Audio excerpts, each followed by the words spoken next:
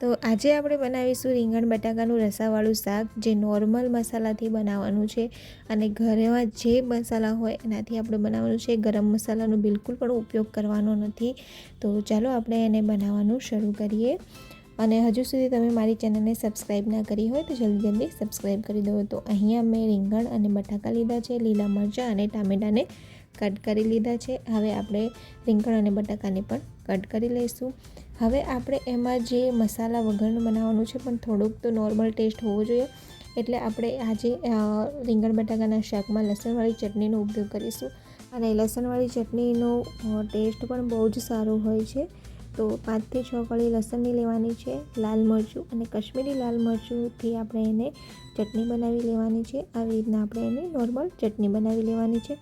હવે આપણે કુકરમાં તેલ ગરમ કરવા મૂકીશું. તેલનું પ્રમાણ આપણે થોડુંક એમાં વધારે રાખવાનું છે.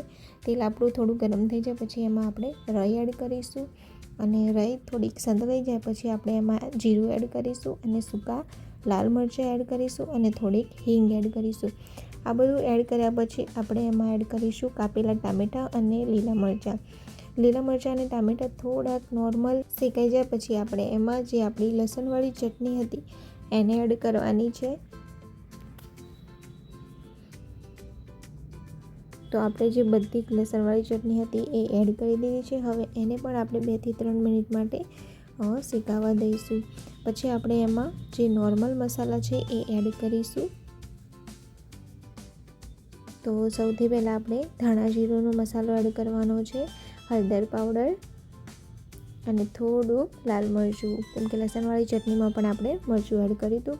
હવે આ બધા મસાલાને સારી રીતના શેકાવા દઈશું. પછી એમાં થોડુંક પાણી એડ કરીશું અને પછી આપણે હવે એમાં એડ કરીશું જે આપણે રીંગણ અને બટાકાને કાપી લીધા હતા એ એડ કરવાના છે. અને તમને જો મારો વિડીયો ગમતો હોય તો please like, share and subscribe કરવાનું ના ભૂલતા. રીંગણ બટાકાને એડ કર્યા પછી હવે આપણે બધું જ સારી રીતના મિક્સ કરી લેવાનું છે. તમે જોઈ શકો છો કલર પણ બહુ જ સરસ આવ્યો છે શાકનો. અને પછી હવે આપણે એમાં એડ કરીશું 1 ગ્લાસ જેટલું પાણી એડ કરવાનું છે અને પાણીને પણ સારી રીતના મસાલા સાથે મિક્સ કરી લેવાનું છે. હવે સ્વાદ અનુસાર આપણે એમાં મીઠું અને થોડો ગોળ એડ કરવાનો છે. અને હવે એ પણ સારી રીતના મિક્સ કરી અને કુકરને બંધ કરી અને 2 થી 3 સીટી કરી લેવાની છે. હાઈ ફ્લેમ પર આપણે એને 2 થી 3 સીટી કરી લેવાની છે. 2 થી 3 સીટી કર્યા પછી આપણે એને જોઈ લેવાનું છે કે આપણું શાક સારી રીતના ચડી ગયું છે કે નહીં.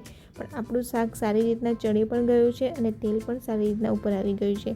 હવે આપણે એમાં લીલા ધાણા એડ કરીશું અને એને પણ આપણે સારી રીતના મિક્સ કરી લઈશું. તો તૈયાર છે આપણું નોર્મલ ઘરના જે મસાલાથી બનેલું રીંગણ બટાકાનું રસાવાળું શાક. તો એની સાથે આપણે સર્વ કરીશું મકાઈનો રોટલો. તમે બાજરીનો રોટલો કાં તો ભાખરી પણ સર્વ કરી શકો છો. પણ રોટલા સાથે રીંગણ અને બટાકાનું શાક બહુ જ સારું લાગે છે, એટલા માટે મેં અહીંયા મકાઈનો રોટલો બનાવ્યો છે. તો તમને મારો જો વિડીયો ગમ્યો હોય તો please like, share and subscribe કરવાનું ભૂલતા નહીં. Thank you.